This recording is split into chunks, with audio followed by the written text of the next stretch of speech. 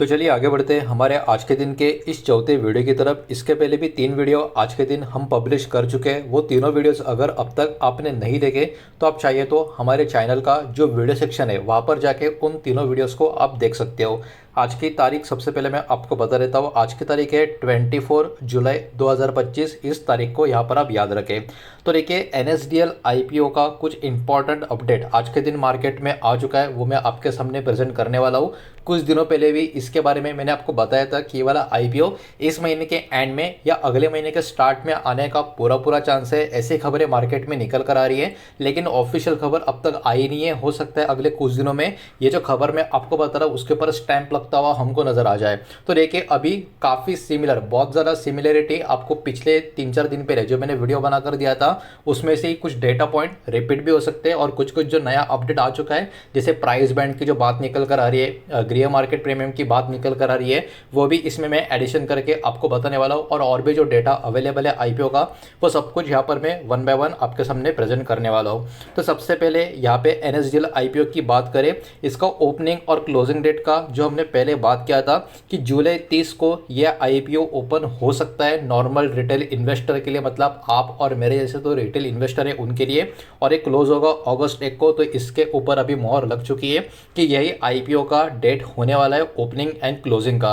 IPO के size की बात करें, ये भी हमने डिस्कस किया था, 4000 करोड़ के आसपास का यह IPO निकल कर आ सकता है, और एग्जैक्टली वही अमाउंट यहाँ पर निकल कर आ रहा है। 4000 करोड़ के करीब का इसका टोटल वर्थ इस IPO का क्लियर कट यहाँ पर बताया जा रहा है। अब देखिए हमने एक और डिस्कशन किया था, एंकर इन्वेस्टर का जो बिडिंग होगा वो अलग होगा और उसकी तारीख 29 जुलाई हो सकती है। और यहाँ पर उसके ऊपर भी आप देख सकते हो 100% क्लैरिफिकेशन आ चुका है कि स्पेशल 1 डे बिडिंग अलग से होगी फॉर बिग इंस्टीट्यूशनल जो प्लेयर्स होते हैं, इन्वेस्टर्स होते हैं, जिनको हम एंकर इन्वेस्टर्स बोलते हैं, और इनके लिए 29 जुलाई को यह IPO का बिडिंग करने के लिए डेट ओपन कर दिया गया है। तो यहाँ पर याद रखना 29 जुलाई को रिटेल इन्वेस्टर बिल्कुल भी अप्लाई कर नहीं सकते, ये सिर्फ और सिर्फ एंकर इन्वेस्टर के लिए बिडिंग डेट होने वाला है। और ये मेन IPO का जो ओपनिंग होगा उसके एक दिन पहले का ये डेट है, उसके अगले दिन और उसके बाद और 2 दिन, मतलब टोटल 3 दिन रिटेल इन्वेस्टर के लिए यह IPO ओपन हो जाएगा।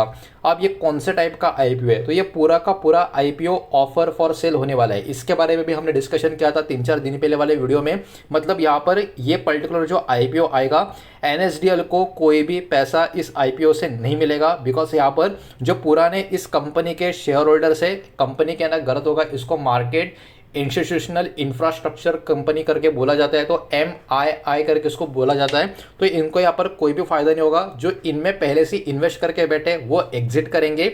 इसी की वजह से ये IPO एक्चुअली फ्रेश इशू नहीं बल्कि पूरा का पूरा ऑफर फॉर सेल होने वाला है। अब देखिए यहाँ पर काफ़ी इंटरेस्टिंग चीज़ आपको देखने को मिलेगी। अभी ये जो IPO है इसमें ये OFS है, तो यहाँ पर जो शेयर सेल्स करने वाले इसमें बहुत सारी कंपनियां हमारे मार्केट की लिस्टेड कंपनी है, मतलब उन कंपनी में वैल्यू अनलॉकिंग होती हुई नजर आएगी। तो उन सारे स्टॉक में इस IPO की वजह से एक काफ़ी अच्छी खासी तेज़ी का मोमेंटम अगले कुछ दिनों में हमको देखने को मिल सकता है। अब कौन सी कंपनियां इस IPO के द्वारा अपना माल बेचने का काम करेगी, तो NSE ये एक पर्टिकुलर है, ये अब तक हमारे मार्केट में लिस्ट हुआ नहीं है, ये भी हो सकता है अगले कुछ समय के बाद मार्केट में IPO इसका आता हुआ देखने को मिले। लेकिन स्टेट बैंक ऑफ इंडिया हमारे मार्केट की लिस्टेड स्टॉक है, इसमें ऊपर इंपैक्ट आपको नजर आएगा। HDFC बैंक, IDBI बैंक और union bank of India, in stock के ऊपर आपको नजर बनाकर रखनी है, बिकॉज ये मार्केट के लिस्टेड प्लेयर आपको नजर आएंगे। इसके अलावा SWTI, जिसका फुल फॉर्म यहाँ पर आप पढ़ सकते हो, specified undertaking of the unit trust of India. तो ये जो भी नाम आपको देखने को मिल रहे हैं ये अपना माल बेचेंगे, इसी की वजह से ये IPO मार्केट में आ रहा है ऑफर फॉर सेल इस पर्टिकुलर कैटेगरी में। इस बात को यहाँ पर आप ध्यान में रखें।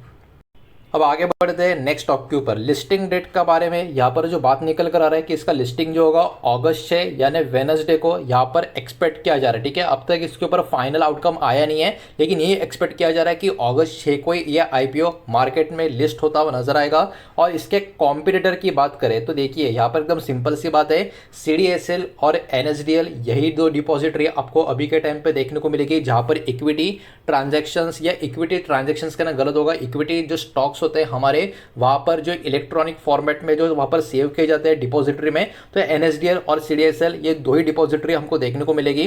तो ऑब्वियस सी बात है एनएसडीएल अभी सेकेंड लिस्टेड डिपॉजिटरी हमारे देश की हो जाएगी। पहली थी सीडीएसएल जो 2017 में हमारे मार्केट में लिस्ट हुए थे। तो अब सीडीएसएल और एनएसडीएल ऑब्वियस सी बात है इन दोनों में लिस्टेड मार्केट में कंपटीशन होता हुआ हमको नजर आएगा।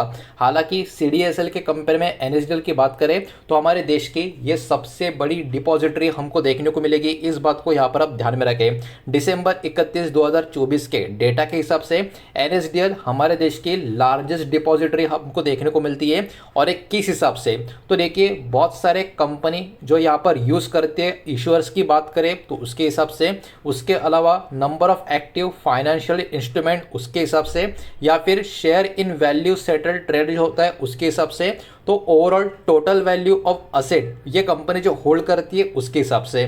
तो एक कंपनी क्यों इंडिया की लार्जेस्ट डिपॉजिटरी है, सीडीएसएल से भी क्यों बड़ी है, ये एक्सप्लेनेशन यहाँ पर आपको देखने को मिल रहा है। अब चलिए आगे बढ़ते हैं। इस पर्टिकुलर MII का जो फाइनेंशियल परफॉर्मेंस है वो कैसा है पिछले बहुत सालों से, वो ज़रा यहाँ पर एक बार देख लेते हैं। प्लीज़ वीडियो को लाइक कर देना, वीडियो को शेयर कर देना। पहली बार चैनल पे आ चुके हो तो चैनल को सब्सक्राइब भी ज़रूर कर देना। तो यहाँ पर आप देख सकते हो हर एक साल का पिछले 3 साल का डेटा मैं आपके सामने प्रेजेंट करने वाला हूँ। 31 मार्च 2023, 31 मार्च 2024 और 31 मार्च 2025। मतलब क्या, मतलब पिछले 3 साल का इस कंपनी का फाइनेंशियल परफॉर्मेंस कैसा है ये यहाँ पर हमको बस देखना है। तो देखिए असेट क्वालिटी की अगर हम बात करें तो इस पर्टिकुलर MII का, कंपनी इसको हम नहीं बोल सकते बिकॉज ये एक MI है। तो अगर मैं कंपनी बोल दूं तो याद रखना ये एक MI है। तो देखिए 31 मार्च 2023 वाला फाइनेंशियल ईयर में इनका जो प्रॉफिट था, माफ कीजिएगा, असेट जो था वो था लगभग 2093 करोड़ के आसपास का। नंबर सारे के सारे करोड़ में है। उसके बाद अगले साल इनका जो असेट क्वालिटी है बढ़ गया, 2260 करोड़ के आसपास गया।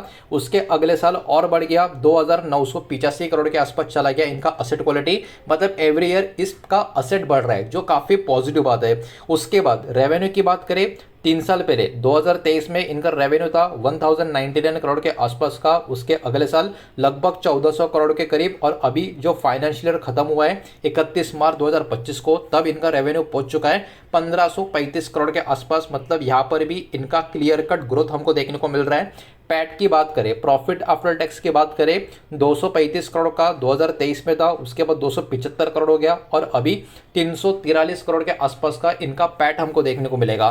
तो यहाँ पर भी एक बात समझ में आ रही है, ओवरऑल प्रॉफिट भी एवरी ईयर ऊपर की तरफ जा रहा है। एबिडा की बात करें 328 करोड़ 3 साल पहले, अगले साल 381 करोड़ और उसके अगले साल 493 करोड़ के आसपास का नंबर। मतलब यहाँ पर भी ग्रोथ ही ग्रोथ हमको देखने को मिल रही है।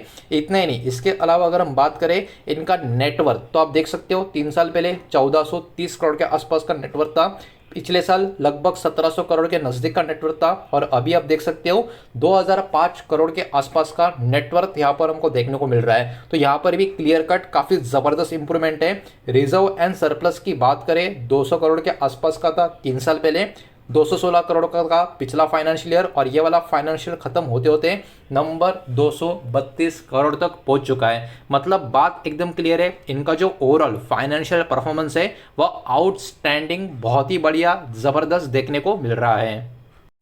अब आगे बढ़ते हैं, एक बहुत ही बड़ा सवाल, इसका प्राइस बैंड क्या होने वाला है। तो देखिए प्राइस बैंड के बारे में इन्होंने एकदम क्लियर कट तो बोला नहीं है, लेकिन एक क्लियरली आपको आइडिया मिल जाएगा कैसे, ये मैं अभी आपको समझाता हूँ। तो एनएसडीएल शेयर का जो प्राइस है अनलिस्टेड मार्केट में, क्योंकि अब तक इसका आईपीओ आया नहीं तो ऑब्वियसली बात है लिस्ट नहीं है, तो अनलिस्ट मार्केट में इसका जो प्राइस चल रहा है वो थोड़ा गेम आपको समझना होगा। बिफोर द आईपीओ आने से पहले एनएसडीएल का जो शेयर है ट्रेड कर रहा था अनलिस्टेड प्राइवेट मार्केट में 1 महीने पहले। इसका प्राइस था लगभग 1250 रुपए के आसपास का, याद रखना 1 महीने पहले इसका प्राइस था 1250 रुपए के आसपास का। लेकिन अभी इसका प्राइस 1025 रुपीज़ के आसपास चल रहा है और ये अकॉर्डिंग टू unlistedzone.com, जो अनलिस्टेड मार्केट पे बहुत सारी ट्रेडिंग होती है उसके अकॉर्डिंग मैं यहाँ पर बता रहा हूँ, अपने मन से कुछ नहीं बता रहा हूँ। तो यहाँ पर आपको इतना समझना होगा, इसका जो प्राइस बैंड अभी निकल कर आ रहा है 1 महीने पहले 1250 के करीब था और अभी इसका प्राइस प्राइस 1025 के आसपास है, तो राउंड नंबर 1000 पकड़ के चले तो कहीं ना कहीं इसका जो प्राइस बैंड होगा वो 1000 से लेके 1250 के बीच में एक रेंज में ही आएगा, यही आप मान के चलो। मतलब पर शेयर आपको क्वांटिटी अगर खरीदनी है तो 1000 से लेके 1250 या 1000 से लेके 1300 के बीच में ही इसका प्राइस बैंड आने वाला है, ऐसा मान के चल सकते हैं। इसके पीछे एक और लॉजिक है, जीएमपी इसका अगर आप देखोगे, ग्रे मार्केट प्रीमियम इसका अभी अगर आप देखोगे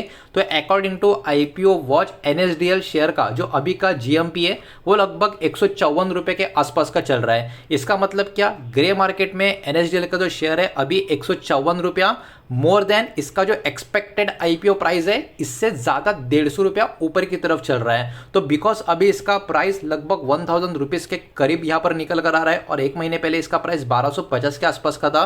तो इसका जो प्राइस बैंड अब तक ऑफिशियल आया तो नहीं है, लेकिन आप मान के चलिए 1000 रुपए से लेके 1300 के बीच में ही इसका प्राइस बैंड कहीं ना कहीं रहने वाला है। उसके अकॉर्डिंग आप मान के चल सकते हो 2 लाख रुपीज का ही इन्वेस्टमेंट या फिर lot maximum retail investor apply कर सकता है। तो कहीं ना कहीं ये वाले प्राइस बैंड में ही ये वाला आईपीओ हमको लॉन्च होता हुआ नजर आ सकता है। अभी के लिए इतना सारा इन्फॉर्मेशन इस पर्टिकुलर आईपीओ का मार्केट में अवेलेबल है, तो मैंने सोचा ये इन्फॉर्मेशन आपके साथ शेयर कर देता हूँ।